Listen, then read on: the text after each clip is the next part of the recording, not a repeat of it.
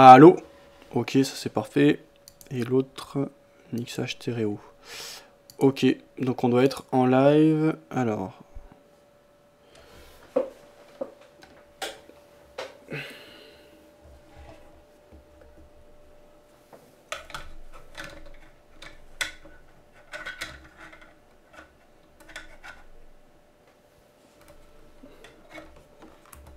Bon.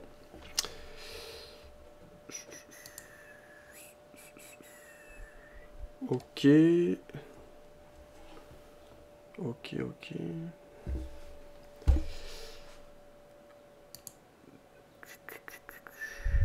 Ok. Alors, bonjour à tous, bienvenue sur videobourse.fr pour cette première émission nommée Surperformance, donc qui se tiendra du lundi au vendredi de 18h à 19h. Il s'agit un peu d'un pilote. Cette semaine, en fait, on va mettre en place les choses, etc. Voilà. Bonjour à tous. Juste couper le son du chat. Alors, le concept de l'émission, c'est 1 heure d'émission chaque soir à 18h. L'idée principale étant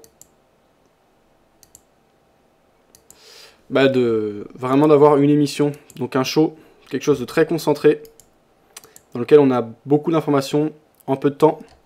Donc là, déjà rien que le fait que je patine, etc., c'est pas normal, et ce sera pas le cas ensuite. Et voilà, l'idée c'est d'avoir quelque chose de très rythmé. Donc, il y aura des chroniques, il y aura beaucoup de choses. Alors, il y a PSTP qui confirme que c'est OK au niveau du son et de l'image. Donc le concept de base de l'émission, c'est donc surperformance. Donc l'idée c'est de se repérer. Donc on va prendre ce qu'on appelle un benchmark, un repère. Je vais prendre le CAC 40 pour pas faire compliqué. Et on comparera les performances qu'on obtient avec le compte. Donc j'ouvrirai un compte de trading de 10 000 euros virtuel. Je ne serai pas en réel avant septembre parce que j'ai acheté un appartement là récemment, donc j'ai tout mis dans l'apport. Et on repassera en réel à partir de septembre-octobre. Donc voilà, l'idée ça va être de comparer les résultats que l'on obtient aux performances de l'indice de référence. C'est plus un prétexte et c'est plus quelque chose de, on va dire, pour attirer l'attention. Donc qu'un réel intérêt puisqu'on est beaucoup plus libre que sur le CAC 40, etc. Mais l'idée ça va être quand même d'avoir une gestion assez souple, assez cool par rapport à ce qu'on avait d'habitude. Donc de vraiment préparer le terrain. On pourra également faire jouer des robots. En tout cas, le concept de base, c'est 10 000 euros sur un compte et on va essayer de faire mieux que le CAC 40. Tous les moyens sont bons.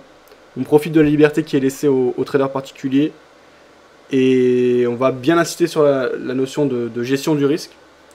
Donc sur ce compte principal, il y aura vraiment que de faibles risques qui seront pris.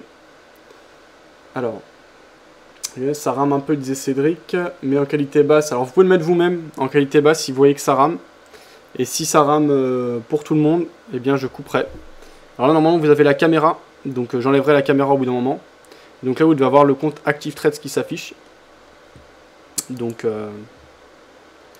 eh bien je vais ouvrir un compte démo tout de suite.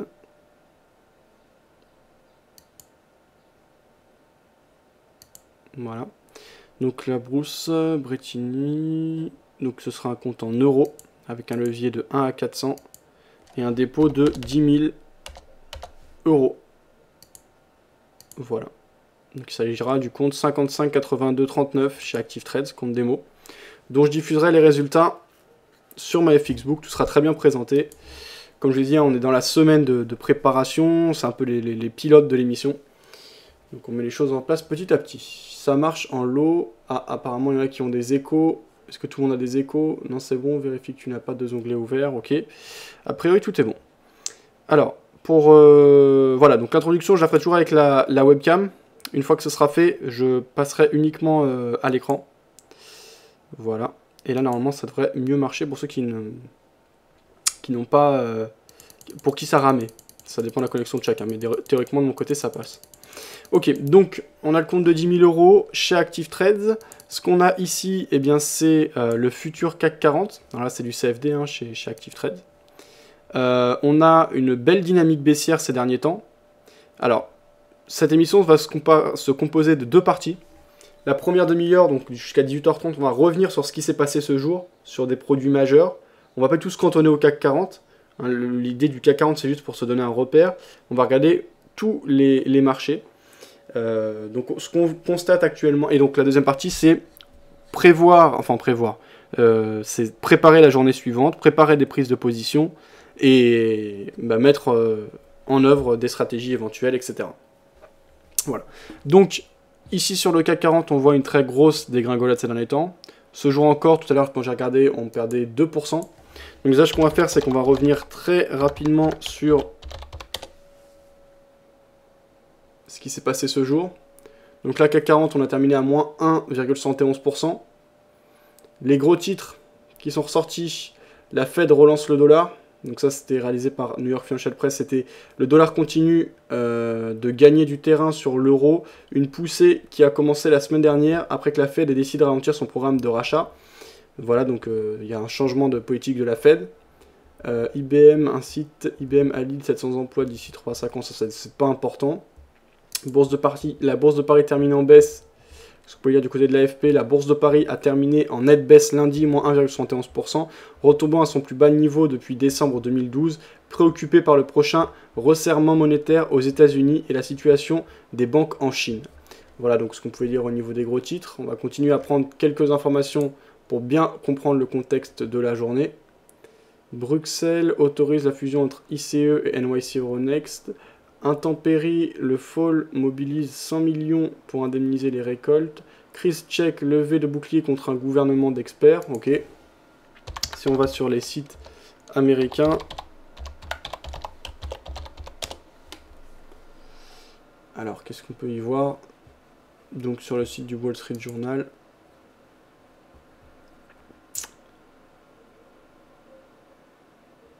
Alors... Après un mois de juin swoon, alors je sais pas ce qu'ils entendent par swoon, je vais traduire ça tout de suite.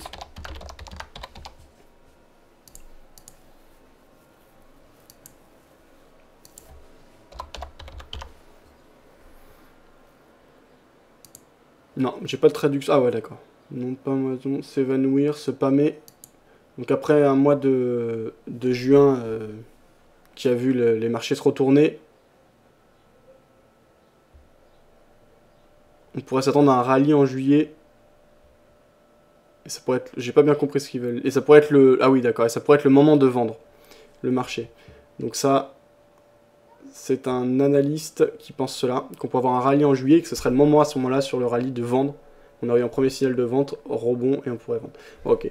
Donc, ce qu'on peut lire... Market snapshot, US stock slide on China led global sell-off. Donc, des soucis au niveau des banques chinoises. Un credit crunch, Shanghai stock plunge, donc moins 5,3% pour la bourse de Shanghai.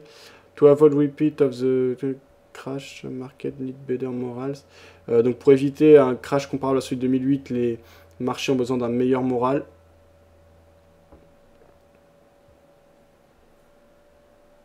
Ok. Goldman cuts the gold forecast. Ok. Donc voilà les gros titres. Donc c'est surtout la Fed hein, en vérité. Ok, donc tout le reste c'est ok. Alors je vous rappelle, ça ne change pas. Vous pouvez participer par le chat écrit, je fais le point en direct très régulièrement. Donc je regarde ce que vous dites, si vous avez des questions, etc. N'hésitez pas à les indiquer.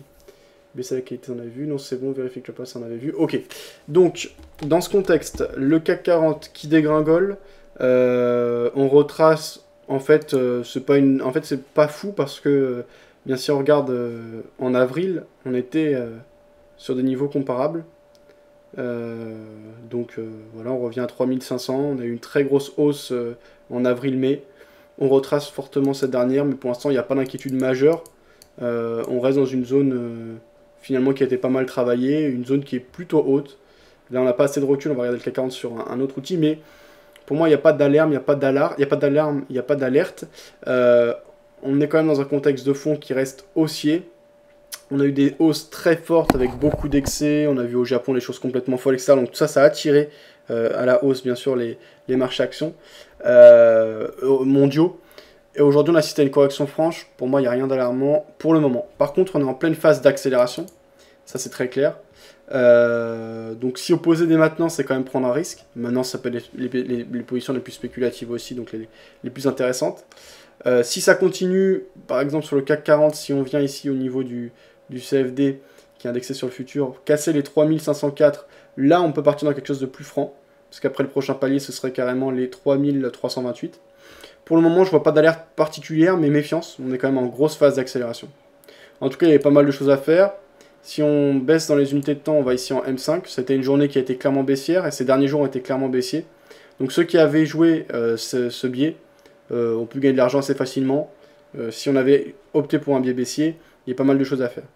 Moi, pour ma part, je n'opterai pas pour un biais baissier pour demain. A priori, hein, peut-être qu'il y aura, il n'y a pas de problème, mais pour moi, c'est pas si évident. On est dans une zone qui a été pas mal travaillée. Finalement, on est dans une zone basse, dans la partie basse de cette zone qui a été pas mal travaillée. Donc, à la fois, je ne prendrai pas long parce qu'on est en pleine accélération.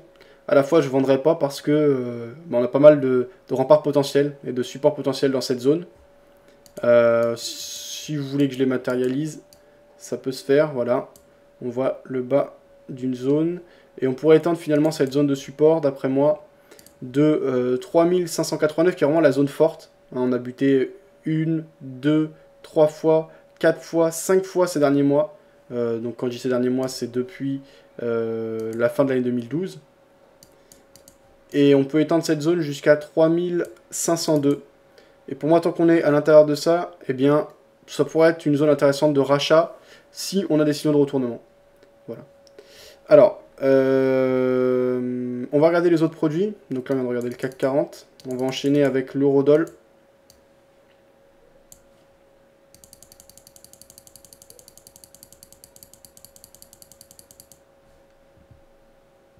Ok.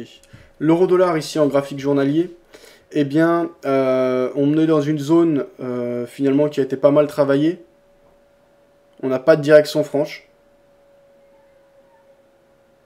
On a une espèce de triangle qui pourrait être en train de se mettre en place, mais rien n'est confirmé.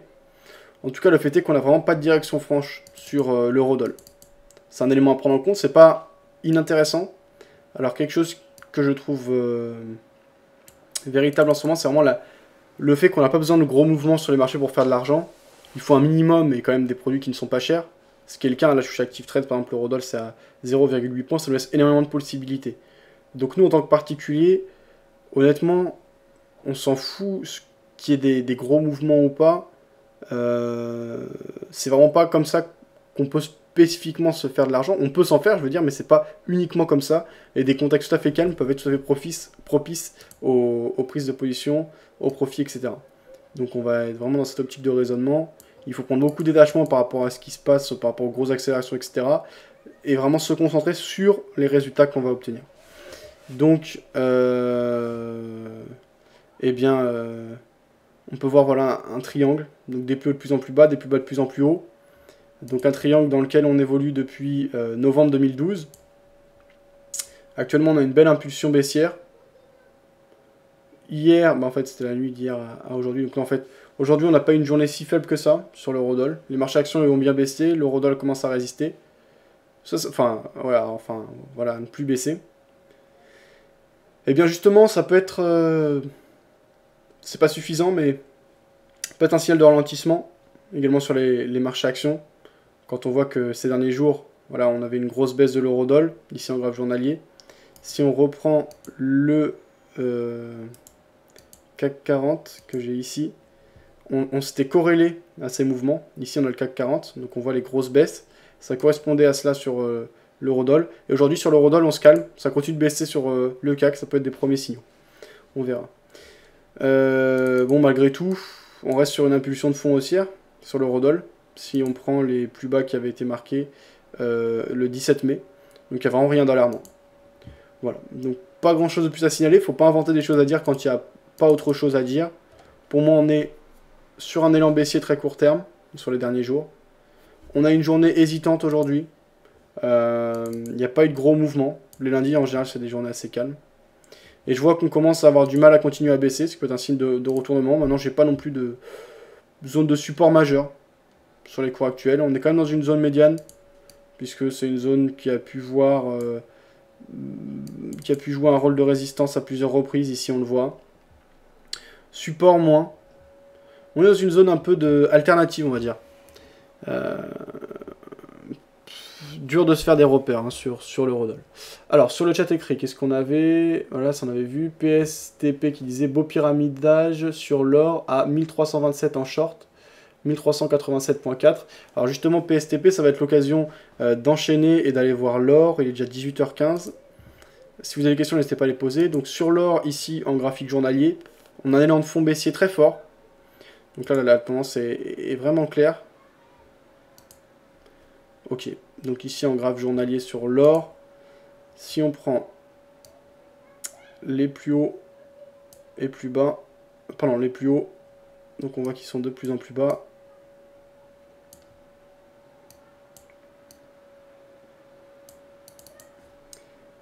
Et les plus bas sont également de plus en plus bas.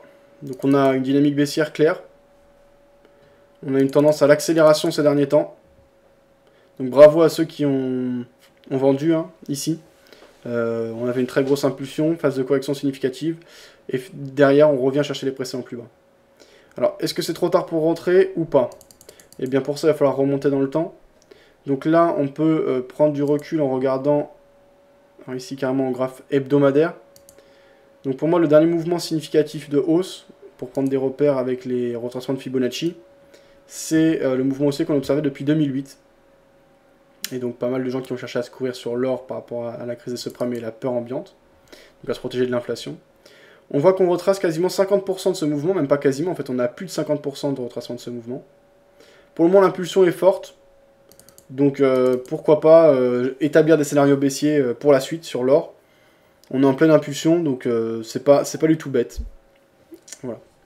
Donc tout ça, toute cette partie prise de position, ça va se faire après. Hein. Pour l'instant, on reste dans le constat.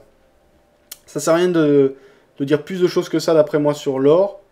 Si je dois repérer des niveaux potentiels de support, en tout cas qui pourraient retenir un peu cet engouement baissier, on pourrait avoir, mais c'est pas fou, mais voilà, une ancienne zone de résistance comprise entre 1227 et 1250, qui sont en fait des plus hauts, et donc des résistances qui s'étaient observées en 2009, donc en décembre 2009, le 3 décembre 2009, et en 2010, le 13 mai 2010.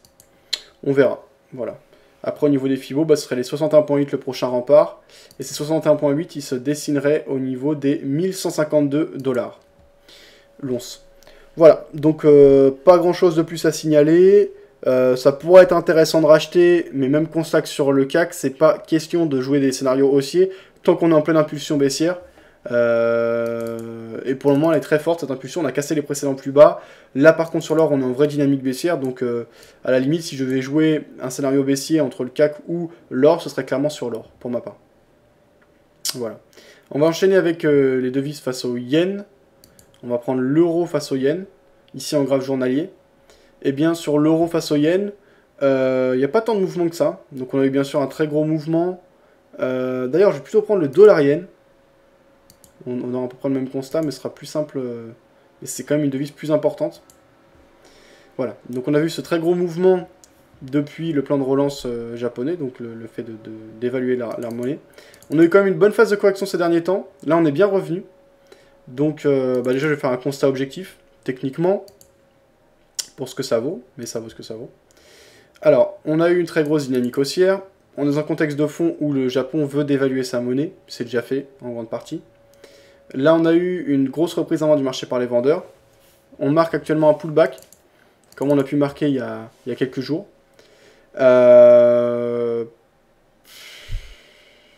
On a cassé le support oblique haussier qui conduisait le mouvement à la première impulsion haussière. Maintenant, la dynamique de fond et l'impulsion restent clairement haussières. Donc, ouais. Donc, ouais. Donc, ça m'inspire pas tellement. Parce qu'à la fois, je me vois pas vendre. Certes, on aurait une configuration de pullback intéressante pour jouer une phase de correction, puisqu'on casse le support et on revient le tester. C'est un support oblique haussier. Dans un même temps, c'est quand même s'exposer contre une banque centrale. Donc je sais pas si c'est la meilleure chose à faire. Donc je suis pas passionné et spécialement intéressé par le dollar yen. On va encore prendre quelques produits.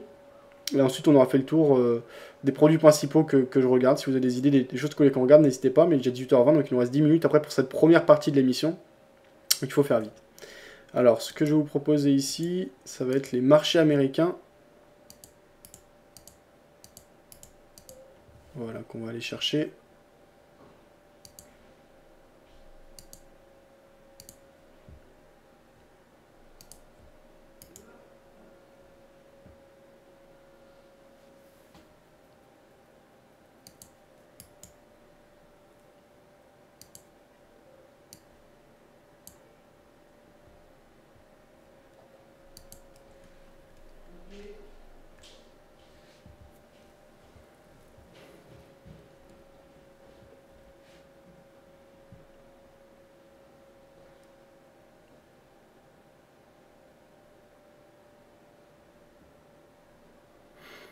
Donc là, c'est le Nasdaq.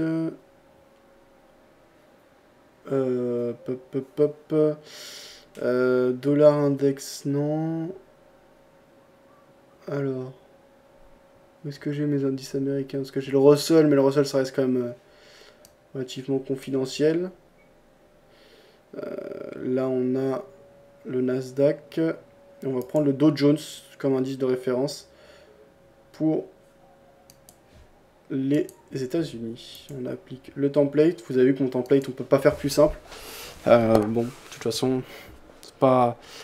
Analyse technique, je suis pas vraiment au poil. J'ai beaucoup utilisé pendant longtemps, hein, mais désormais, je suis pas vraiment à tout regarder à la lettre, etc. Alors là, le gros problème chez ActiveTrade, c'est qu'on n'a pas de recul, donc ça va pas être intéressant de l'étudier. Du coup, on va passer sur les graphiques de Boursorama. On va aller se regarder ce... Alors j'ai vu sur le chat écrit qu'on parle du VIX. On ira jeter un coup d'œil s'il reste un peu de temps tout à l'heure. 18h22 déjà, il ne nous reste que 8 minutes dans cette première partie de l'émission. Donc pour le Dow Jones... Merde. Putain, c'est pas au point leur truc. Dow Jones, Boursorama. Dow Jones Industrial, ok. Voilà, donc on perd 1,45% ce jour sur les marchés américains. On va aller chercher le graphique. Alors théoriquement, on devrait avoir quelque chose d'assez comparable à ce qu'on a eu sur les marchés européens, les marchés actions étant tous liés les uns aux autres. Alors là, pour l'instant, moi, ce qui m'intéresserait de faire, ce serait vraiment sur l'or. C'est le produit qui est le plus en tendance de ce que j'ai vu. Et c'est le produit qui a une bonne explosivité, donc je pense qu'il y a des choses intéressantes à faire. Après, il faut aussi penser gestion de risque, etc. Là, on va insister là-dessus. Toute position, alors, sera mûrement réfléchie, etc. Par rapport à ce compte-là, même si c'est du démo. Voilà, on va travailler très sérieusement par rapport à ça. Ok, donc, et le graphique, on va le faire apparaître dans une fenêtre séparée. Bon, nouveau Boursorama qui a pas l'air de marcher facilement. Alors, bon, on va se contenter de ça, c'est pas grave. Ok, donc ici on est en graphique journalier. On va juste passer le graphe en chandelier. Et on va virer la moyenne mobile. Je veux juste les volumes. Ah bah ils y sont pas. Ok, bah ça va m'aller. Ok, donc ici sur ce graphique, on voit sur le Dow Jones en graphique journalier qu'on est sur une dynamique de fond très fortement haussière, qu'on a une phase de correction vive, et donc à l'heure actuelle on est en pleine explosion, donc ça peut paraître impressionnant. Maintenant calmos, ça reste très proportionnel, il n'y a rien d'alarmant par rapport à la hausse qu'on a eu précédemment. Alors si par exemple je prends justement les Fibo, par rapport au plus bas qu'on a marqué en juin 2012 et au plus haut qu'on a marqué récemment, on voit qu'on retrace un peu plus de 23,6. Donc que dire de plus? Je pense que ça parle par soi-même. Des niveaux de retracement tout à fait normaux qui ne remettent absolument pas en question la dynamique de hausse, c'est 23,6 et 38,2. Bon, 23,6 c'est carrément on va pas dire insignifiant, mais ça veut dire que la force dominante a toujours clairement en main le marché. 38.2, ça veut dire qu'on assiste quand même à une petite phase de correction. Là, on est entre les deux, on est même plus proche du 23.6 que du 38.2, donc il n'y a vraiment rien d'alarmant. Si on commence à casser le 38.2, là, on pourra se dire, voilà, c'est bizarre, surtout si on y va en quelques jours, que ça continue d'être aussi explosif. Donc pour le moment, un peu même constat que sur le CAC, rien d'alarmant. Limite, je serais plus intéressé, si j'avais pas le choix et que je devais en rentrer, ce serait plutôt à l'achat qu'à la vente. Maintenant, c'est pas le moment de rentrer à l'achat. Faut pas ramasser un couteau qui tombe. On a une force qui est importante. Si on doit faire quelque chose, on attendra d'avoir une accalmie, une tentative et une amorce de reprise en main du marché par les acheteurs. Voilà. Pas grand chose de plus à signaler par rapport à ce Dow Jones. Je vous laisse le lien pour ceux que ça intéresse de suivre le graphique sur Boursorama. Alors, sur le chat écrit, crédibilisé, c'est intéressant de regarder le VIX, oui. On va aller jeter un coup d'œil au VIX. Alors, VIX qui est un indice de volatilité, on l'appelle également l'indice de la peur. On va aller regarder ça tout de suite. Alors, le VIX, où est-ce qu'il est?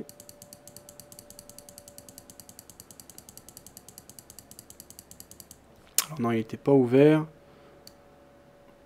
Le VIX. Alors.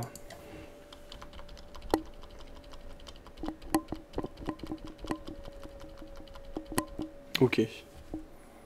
On a un VIX qui est à 20. Je me rappelle, moi, qu'il n'y a pas si longtemps, là, quand j'étais encore en réel, on était à 13. Donc on a un VIX déjà qui a bien monté.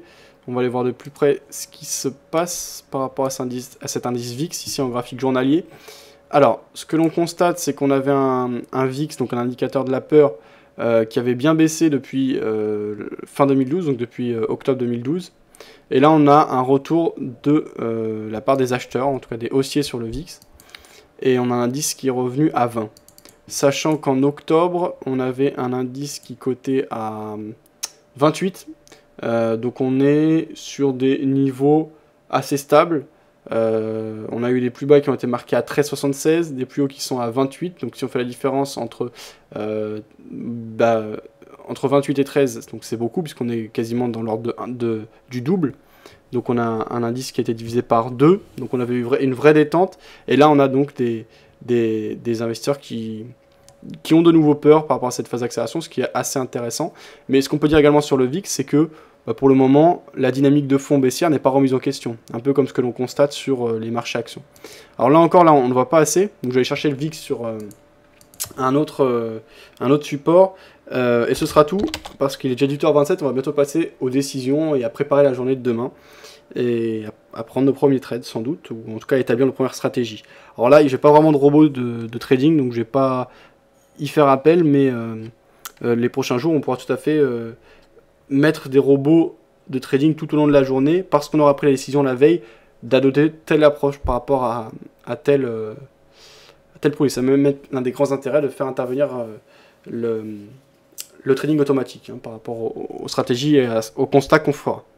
Donc on verra ça plus en détail. Comme j'ai dit, on va pas se précipiter à donner trop de choses. Alors le VIX graphique, voilà, volatilité S&P, indice Yahoo.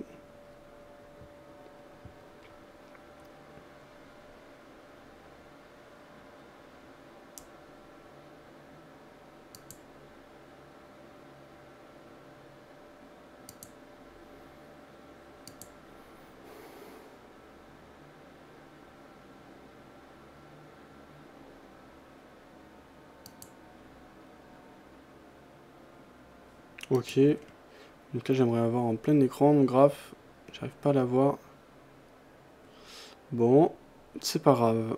Alors, donc déjà sur ce graphique, on va prendre un recul de 5 ans, ici en graphe journalier. On va même prendre un recul max en vérité. Voilà. Donc qu'est-ce qu'on constate? Le VIX, c'est l'indicateur de la peur.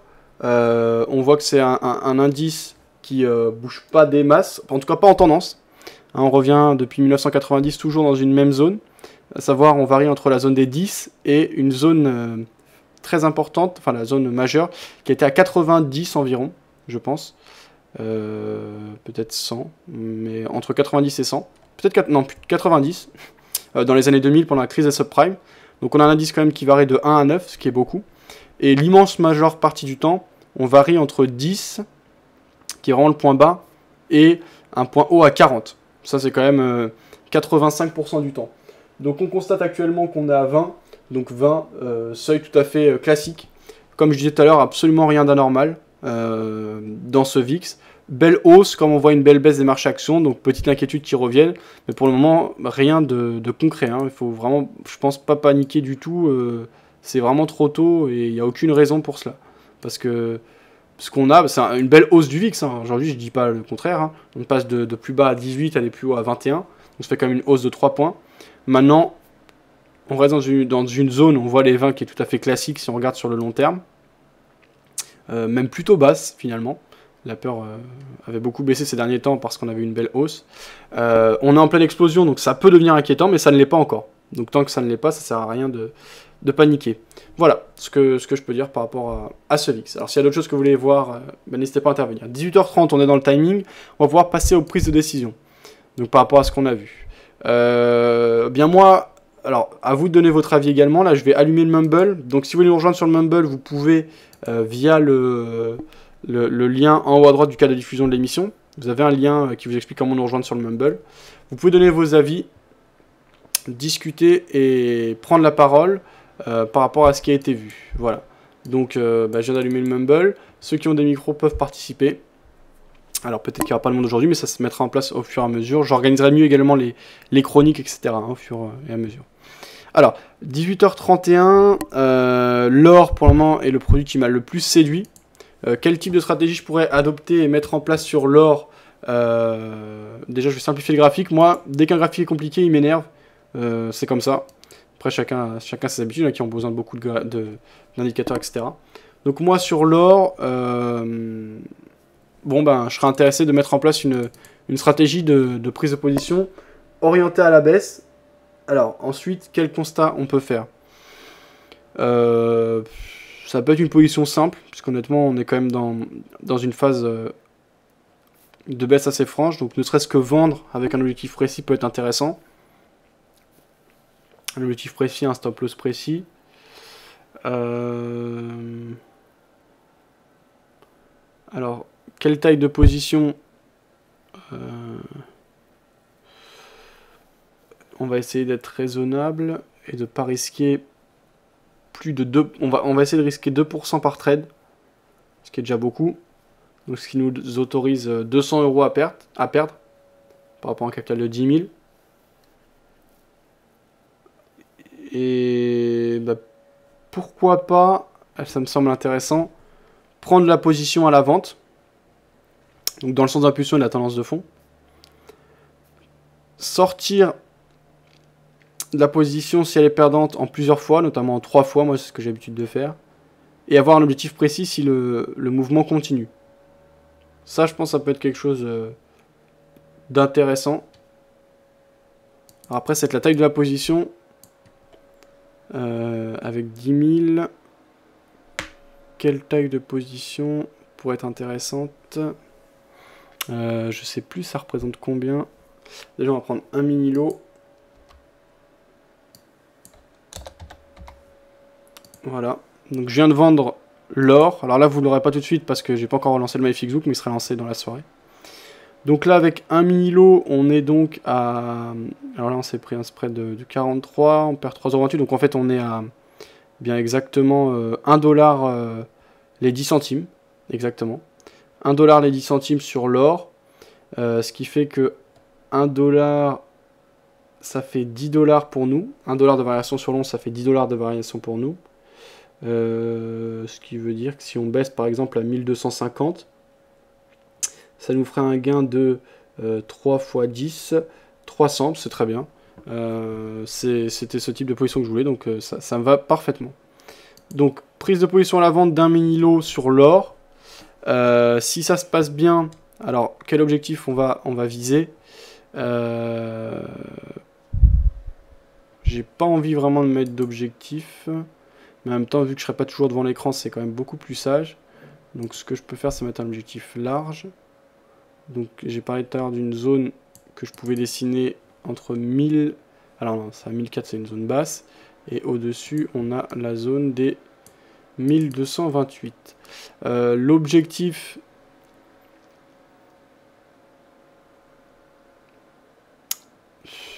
franchement, on va mettre plus un objectif...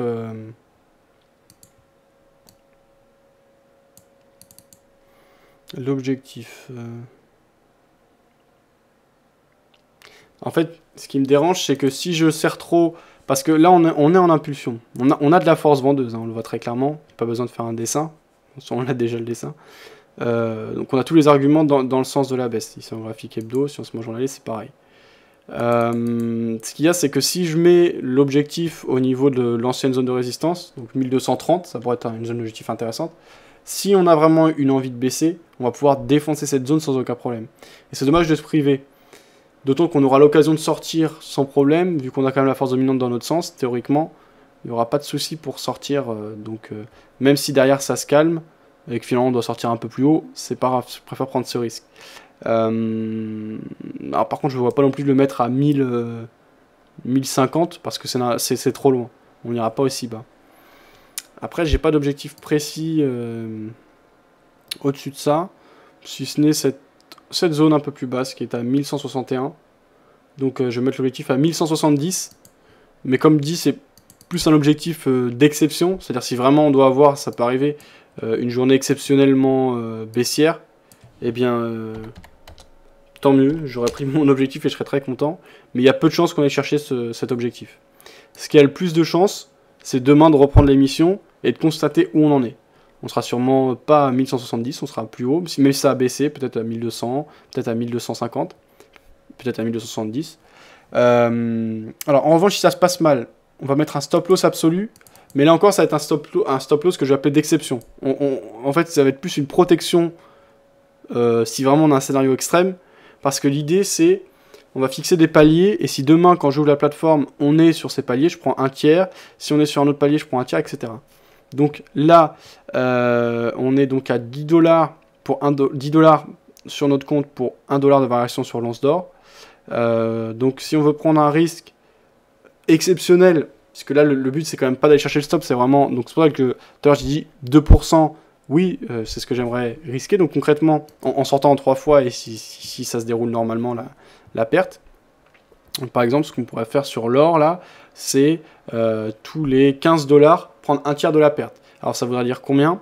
Ça voudrait dire, si on perd 15 $, on fait 15 fois 10, ça fait 150 $, plus, donc 30... Ah oui, non, pardon. Ça fait 15 fois 3, non pas fois 10, parce qu'on prend un tiers de la position.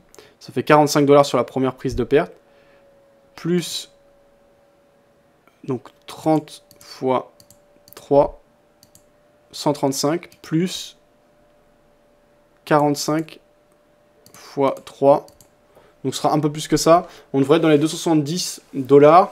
Donc on est au-dessus des 2% qu'on doit prendre.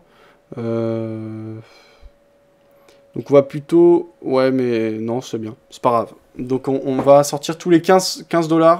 On prendra une partie de la perte. Alors plus tard, je réaliserai un robot qui prendra automatiquement les pertes quand on arrivera à ces niveaux. Là, pour le moment, c'est pas le cas. Donc ce que je vais faire, c'est que je vais laisser courir. Demain, quand on reprend l'émission, on ouvre le graphique. Si on a atteint un premier niveau de perte qui est à 15 points, donc là en l'occurrence on est rentré à 1280, donc si on a atteint 1296 à un moment, je prends un tiers de la perte. Si on a atteint donc plus 30, donc 1311, eh bien je prends 2 tiers de la perte, etc. On va mettre le stop loss en fait au niveau de la perte maximale. C'est assez peu probable, mais donc, enfin c'est pas assez peu probable finalement, c'est possible.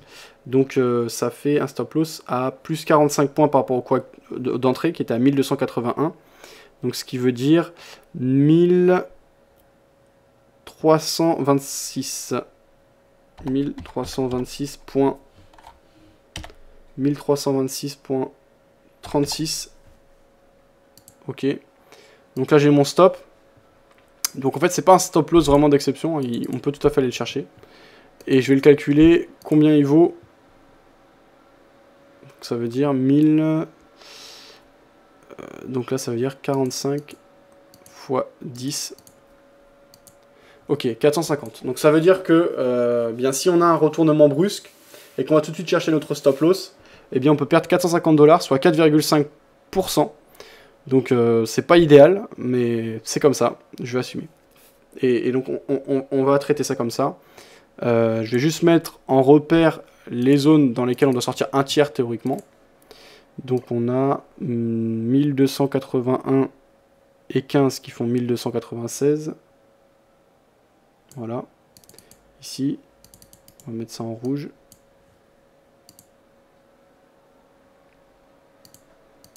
– 18h40 déjà. Ensuite, on a donc 1296 et 15 qui font 1311, pardon.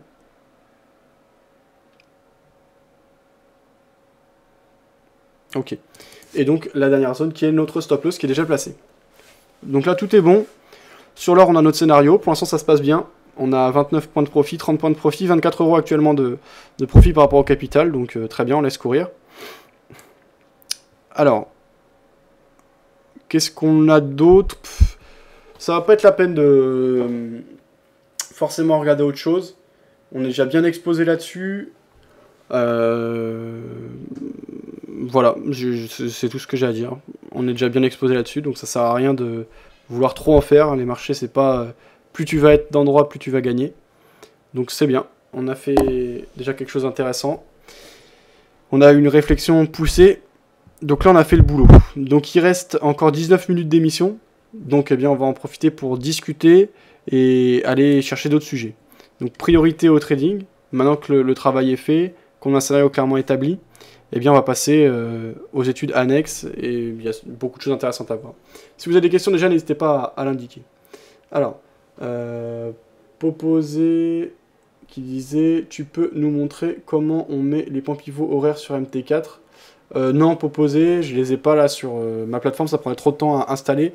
Tu peux demander ça sur le forum, tu auras des réponses rapides. Mais ça c'est facile, hein, tu as beaucoup d'indicateurs de points pivots, donc tu pourras les trouver un peu partout sur le net, tu cherches sur Google et installer un indicateur. C'est assez simple, c'est un peu différent sur MetaTrader 5, parce que là c'est MetaTrader 5 que sur MetaTrader 4, mais ça reste très facile et tu as énormément d'aide. Si tu n'y arrives pas, tu peux demander de l'aide sur le forum, les gens te répondront rapidement. Critic disait ton stop sur l'or, tu le mets où? Eh bien mon stop absolu, il est à 1326.36 pour une entrée à 1281.36, mais l'idée c'est plutôt de couper tous les 15 $ de perte, un tiers de la position. Donc théoriquement, si tout se passe bien, je devrais sortir, si tout se passe bien dans la perte, je dois sortir un tiers à 1296, un tiers à 1311 et un dernier tiers à 1326 avec une perte globale de 3% environ. Donc 2,7% je crois. Donc si ça se passe bien, si vraiment une dégringolade, je prends le take profit à 1170 $, mais on se rend compte que c'est vraiment un scénario extrême, donc il y a peu de probabilité de se réaliser, même si tout est possible en trading. Autrement, bien, on verra demain. Si je vois que demain, on a toujours une très grosse force vendeuse, très bien. Je laisse courir pour le lendemain, je garde mon objectif. Si je vois que demain, ça commence à calmer, etc. Voilà, donc on va s'adapter au contexte. Pour le moment, je vois qu'on est en pleine impulsion. Tranquille, je laisse courir et j'ai cette exposition. Alors, ça, on avait vu. Ok.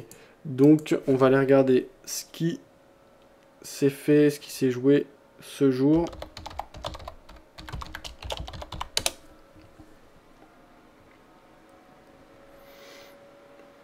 Alors spécifiquement,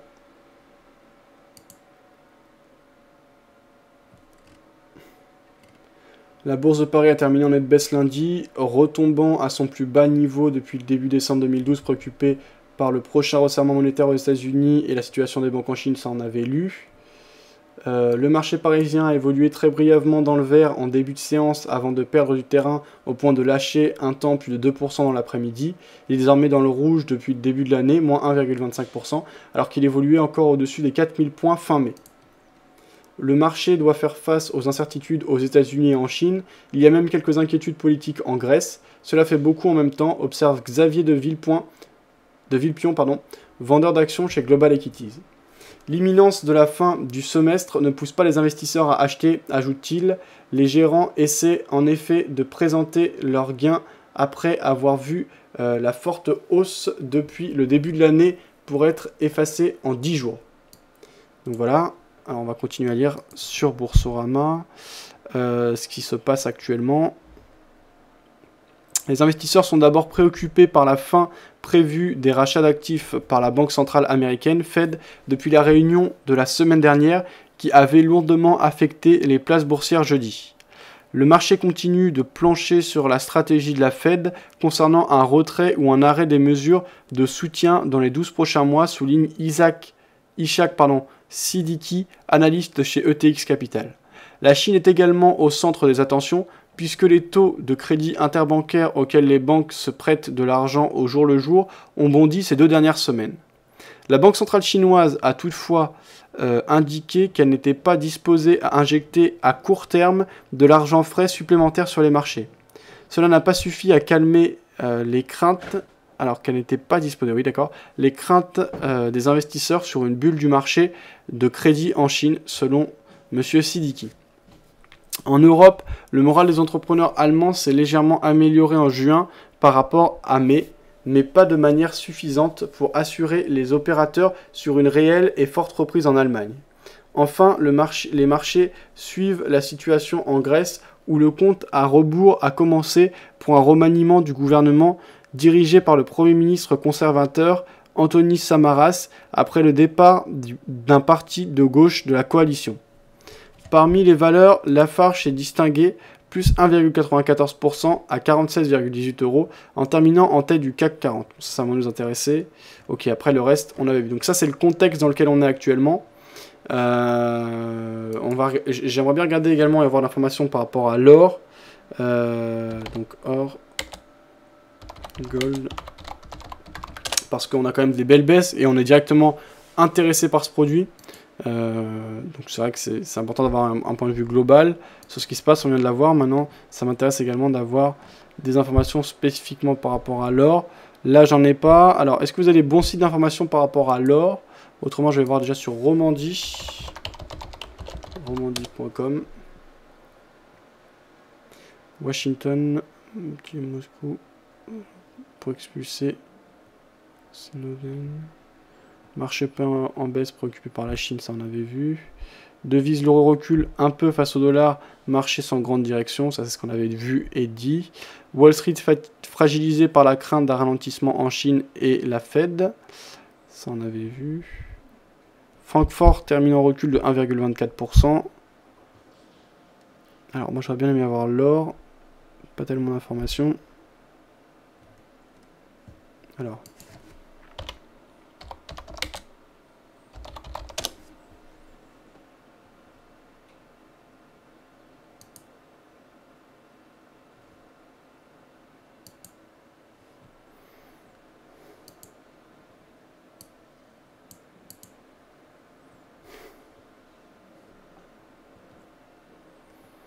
Alors, article de ce jour. Les cours de l'argent et de l'or sont tombés pour le 5e jour depuis 6 séances lundi à Londres, alors que le dollar US a grimpé. Tous les autres actifs négociables ont de nouveau affiché des baisses. Les marchés boursiers de Londres et de Paris ont chuté de 2% à midi. Les commodités ont aussi diminué, étendant leur pire baisse d'une semaine depuis octobre. Les cours de l'argent ont retouché le bas de 34 mois jeudi dernier à 19,65 $ l'once. L'or a battu en retraite vers les 1280 $ l'once la semaine dernière. Le cours de l'or a perdu 6,9% contre le dollar. Sa pire baisse depuis le crash de la mi-avril et la pire performance d'un vendredi sur l'autre au cours des 5 dernières années. La nature modérée, relativement parlant des liquidations des ETF or à seulement 18,8 tonnes est surprenante, a écrit Mark Grund de la Standard Bank, notant que les 19 semaines consécutives de vente des ETF or montraient une moyenne de plus de 28 tonnes. Peut-être que les liquidations des ETF ont perdu de leur élan, a indiqué Grund. Pour les cours de l'or, cependant, nous sommes en baisse de 40% du pic de 2011, a affirmé Tom Kendall, directeur de recherche sur les métaux précieux au Crédit Suisse, s'adressant ce matin à CNBC. Et c'est un élan très fort contre lequel luttent les haussiers sur l'or. Ce que nous avons vu est beaucoup de craintes retirées des marchés ces 2 à 3 dernières années. L'une des grandes inquiétudes jouant en défaveur des cours de l'or est que nous revenions en arrière dans un monde de taux d'intérêt réels positifs. Les rendements des obligations d'État ont augmenté davantage lundi matin, avec les valeurs de la dette diminuant, amenant le rendement d'un bon du trésor US à 2,64%. Près d'1% plus haut sur le niveau d'il y a 12 mois, les T-Bonds de 10 ans sont maintenant bien au-dessus de l'inflation des prix à la consommation américaine rapportée dernièrement à 1,7%. En ce moment, les équités et les bons et l'or sont très survendus, a affirmé Dr Mark Faber, auteur de Gloom, Boom and Doom Reports, s'adressant vendredi à Bloomberg, et il pourrait facilement se rallier. Comparé au marché boursier, cependant, le sentiment envers les bons et l'or est incroyablement négatif. En d'autres termes, en tant que contrarien, je préférerais acheter des bons et de l'or plutôt que des équités. Voilà ce qu'on pouvait lire du côté de Billion Volt. Donc je vous laisse le lien pour ceux que ça intéresse sur le chat écrit. Alors, on va enchaîner avec d'autres choses. Alors que là, on a déjà bien baissé, hein. On est positif, donc notamment de 3,5 $ par once sur l'or. Et on voit ici en graphique journalier, eh bien l'or pour le moment qui continue à s'enfoncer sans mouvement majeur. Et de toute façon, c'est quand même des positions qui vont plutôt être du swing. Là, ici, ça ne sera pas du tout qu'un compte de swing, hein, parce que parfois les stratégies automatiques déclenchées sont très court terme ou court terme. Là, en l'occurrence, on est sur du swing, ça peut être du swing également. Et donc... eh bien, en fait, vraiment, ce qui sera de référence sera l'équité. Et donc, chaque jour, on comparera l'équité exprimée en termes de pourcentage à l'évolution du CAC. C'est voilà, pour avoir un repère et pour savoir ce que l'on fait, ce que l'on traite, etc. Ça n'a pas forcément un intérêt direct, mais bon, voilà, dans le cadre de l'émission, c'est plus parlant de faire ça. Donc, je décide de prendre un repère pour comparer les performances à quelque chose de comparable. Voilà. Donc, on va enchaîner. Alors, déjà, je voudrais vous parler de quelque chose dont j'ai déjà beaucoup parlé dans le cadre de ces émissions.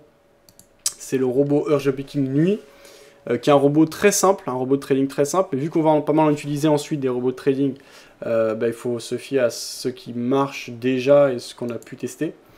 Eh bien, si je vais ici sur le robot Urge Picking Nuit, donc il y a un robot qui ne traite que la nuit sur la paire euro face à la livre sterling. Depuis plus de 2 ans et demi maintenant, on a des résultats tout à fait encourageants. On a plus 103,74% sur cette période, avec un gain mensuel de 2,56% pour un ordre maximal de 33,51%. Donc pour le moment, c'est moi la meilleure stratégie de trading que j'ai jamais appliquée. Même si ça n'est qu'un robot qui trade, c'est moi qui ai fait l'action de le déclencher sur un compte démo et de le laisser tourner. Donc c'est ça le trading, il ne faut pas avoir d'honte. Je pense ça, moi c'est mon point de vue, hein. Je ne prenez pas ça pour argent comptant, mais il n'y a pas de... En fait, à partir du moment où on a quelque chose qui marche, même si ça ne nécessite aucun travail ou très peu de travail de notre part, ce qui compte c'est ce que ça rapporte, c'est tout. Le seul déterminant du trading, c'est ce qu'on a sur ce qu'on gagne. Donc là, c'est moi qui ai déclenché cette stratégie. C'est moi qui gagne. Quelqu'un d'autre l'aurait fait, il aurait gagné la même chose. Très bien. Mais le fait est que, par exemple, là, si depuis 2 ans et demi, j'avais mis tout mon argent sur ce compte, eh bien, j'aurais fait progresser mon capital de 103,74%. Ce qui n'est pas le cas des résultats que j'ai obtenus en réel si je fais le bilan. Alors, c'est quelque chose qui se fait à chaque fois au fur et à mesure, petit à petit. Et c'est sur le long terme qu'on tire les conclusions. Donc là, on a quand même un recul de 887 trades sur 2 ans et demi. Des résultats tout à fait encourageants et intéressants. Une stratégie très simple, basée sur les surachats et surventes durant la nuit sur euro livre sterling. Là, on est sur 3 mois consécutifs de gains. On a aussi des phases plus dures. On le voit ici. Donc, un robot très intéressant, très simple, que je vous invite à consulter et à suivre.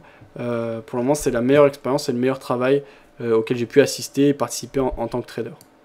Donc, voilà, je vous mets le lien pour ceux que ça intéresse. Tu fais des backtests sur euro livre sterling.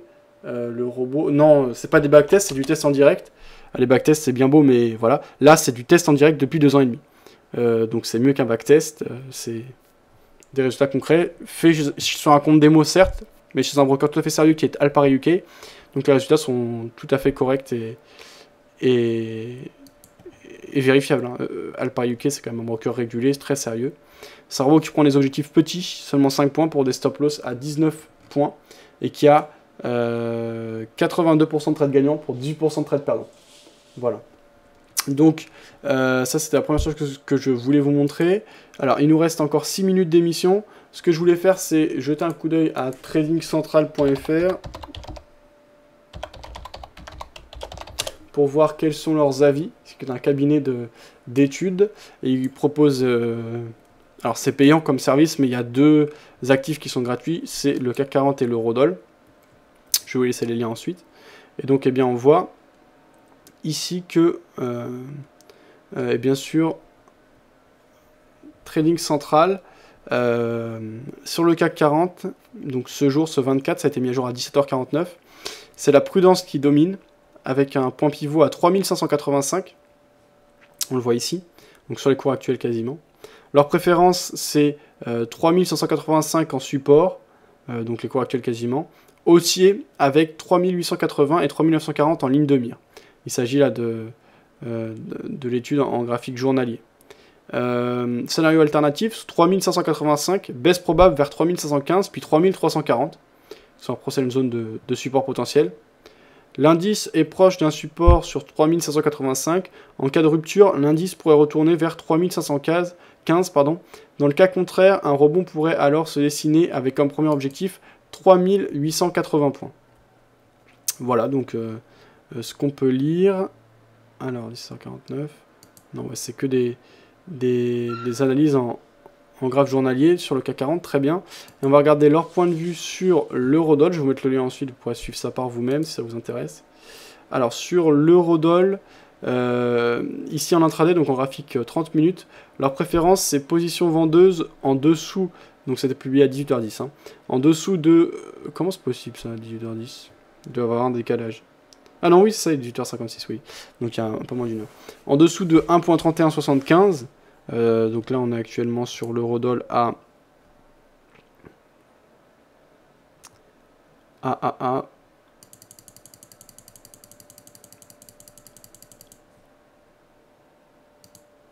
1.3092, que je dise pas de bêtises. Voilà, c'est ça, 1.3095. Donc leur position est vendeuse en dessous de 1.3175, avec des objectifs à 1.3050 et 1.2990 en extension. Scénario alternatif, en cas de dépassement des 1.3175, visez une poursuite de la hausse avec 1.3230 et 1.3250 en ligne de mire. Commentaire technique, le RSI est inférieur à sa zone de neutralité des 50%. Voilà donc ce qu'on peut lire sur l'Eurodoll, donc un biais baissier avec un point pivot à 1.3175. Donc ça ne concerne pas directement notre actif l'or. C'est toujours intéressant d'avoir ce point de vue, c'est des gens quand même qualifiés sur Trading Central, donc je vous ai mis le lien. Je qui disait, Enlil a dit que MT4 est obsolète depuis 10 ans. Qu'en penses-tu? Enlil c'est un scalper, lui il a sûrement besoin de choses très précises, très spécifiques. Maintenant il y a MT4, il y a MT5 aussi qui est sorti. Je sais pas. Moi ce qui est important pour moi c'est que ce soit rapide d'exécution. Étant donné que je regarde pas le carnet d'ordre, j'ai besoin d'avoir des cours qui cotent rapidement. Peut-être qu'il y a moyen d'avoir plus rapide. Moi ça me... Voilà, peut-être qu'il faudrait que je teste autre chose, mais dans le cadre de mon trading et de ce que j'applique, ça me dérange pas du tout d'utiliser MT4. Ce qui est important c'est quand même les cours avant tout. Une exécution rapide. Alors si on est en scalping très très rapide, si on est en swing rapide simplement, c'est pas plus important. Pas quelques points près, mais c'est toujours mieux. Voilà, donc très bien, s'il trouve ça obsolète, il doit avoir des arguments, je suppose qu'il dit pas n'importe quoi ce gars-là. Voilà. J'irai lire donc l'article que tu m'as fait partager. Merci José. Eh bien, il reste seulement 2 minutes. Il y a une personne qui est venue sur le Mumble, il y a quelqu'un qui était connecté, c'était VD42, mais il s'est déconnecté. Ça va être important ça de participer, mais c'est normal, là on remet en place le concept, donc ça se fait petit à petit. Voilà, bien 2 minutes, si vous avez des questions, des choses, c'est maintenant. Que ce soit par rapport au concept, par rapport à l'émission en elle-même, ou par rapport à des choses diverses en rapport avec le trading, c'est maintenant. J'ai les yeux rivés sur le chat écrit. Donc en attendant que ça arrive, 18h58, le travail du jour a été réalisé, donc on a à la fois regardé ce qui s'est passé sur la journée, à la fois fondamentalement et techniquement sur les actifs majeurs. On a fait un choix, on a exposé du capital, puisqu'on a jugé qu'il y avait des probabilités conséquentes et significatives de profit par rapport à une situation donnée. En l'occurrence, il s'agit de l'or, que l'on voit ici en graphique journalier, qui est sur une impulsion de fond fortement baissière, avec des vendeurs qui ont en main le marché, des acheteurs qui ne sont pas présents et qui n'arrivent pas à se montrer, à montrer le bout de leur nez pour le moment et à reprendre de quelque manière que ce soit en main de marché ou ne serait-ce qu'à freiner le mouvement de baisse pour le moment. On a encore eu vendredi un très gros élan baissier. On dit on ne ramasse pas un couteau qui tombe. Bah là carrément on l'accompagne. Je pense que c'est assez sain comme position. C'est pas pour ça qu'elle sera gagnante. Mais en tout cas, je pense qu'on a les probabilités dans l'autre sens et que c'est un trade intelligent. Voilà, pas plus compliqué que ça. On a lu quelques informations fondamentales par rapport à l'or. Ce qu'il en ressort, c'est qu'il n'y a pas de raison particulière pour que... Pour le moment, il n'y a pas de signaux particuliers pour un retournement. Si on est contrarié, on peut cependant... voilà. Alors, José qui dit « J'ai bien aimé l'émission, je préfère ça au live. Bien, on va voir si ça plaît ou pas. L'idée, c'est quand même de faire quelque chose de plus condensé. 19h, ça y est, j'ai fini mon job. Je vous souhaite une bonne soirée à tous. Bon trade. Et bien, je vous retrouve demain pour une nouvelle session. Ah, merde, la webcam est tombée. Ah non. Ok, je disais, ouais, je vous retrouve demain pour une nouvelle session de trading. Alors, qu'est-ce qui ne marche pas? Bon, apparemment, il y a un souci avec la webcam. L'idée, c'est voilà, c'est ça, c'est interactif, très rythmé, court, donner la parole aux gens et avoir un suivi clair et régulier des résultats, en les comparant aux performances que l'on aurait pu obtenir en prenant une position à l'achat sur le CAC 40 à titre indicatif. Voilà, bonne soirée à tous, bon trade, n'hésitez pas à donner vos avis sur le concept, je vous retrouve demain 18h, de 18h à 19h, ce sera le cas tous les jours de la semaine. Ciao. Le nom de l'émission c'est Surperformance, en rapport justement à la comparaison entre l'évolution de notre capital et le CAC 40, l'objectif étant de faire de la surperformance. Maintenant, je ne suis absolument pas conseiller, il faut une licence pour ça en France, hein, conseiller en investissement financier. Donc je donne ça à titre indicatif pour donner de l'intérêt à l'émission. Mais en aucun cas, j'indique aux gens de faire la même chose que moi. Je n'ai pas le droit de faire ça en France. Et de toute façon, je n'ai pas les compétences et j'ai tout approuvé par rapport à ce compte. Donc tout ce qui est fait ici est fait à titre indicatif. Ciao. Ouais, déjà fini, effectivement, 1 heure.